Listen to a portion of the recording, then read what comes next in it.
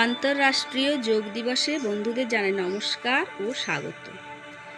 আমাদের প্রত্যেক দিনের রুটিনে যোগ অবশ্যই কিছু সময়ের জন্য সকলের রাখা উচিত। যোগ করলে আমাদের মন ও শরীর দুটোই সুস্থ থাকে। শরীরের সমস্ত রোগ প্রতিরোধ ক্ষমতা বাড়ে, মনকে শান্ত, পবিত্র ও শুদ্ধ রাখে এবং চঞ্চলতা মনের কম হয়।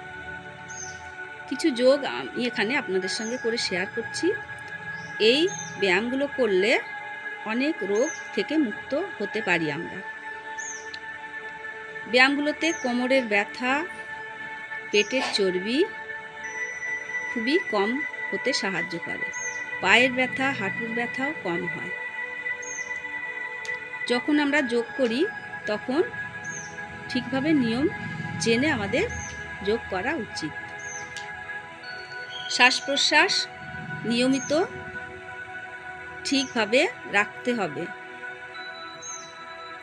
আপনারাও ব্যায়ামগুলো অবশ্যই রোজ করবেন, শরীরকে সুস্থ রাখতে, মনকে সুস্থ রাখতে। Thank you.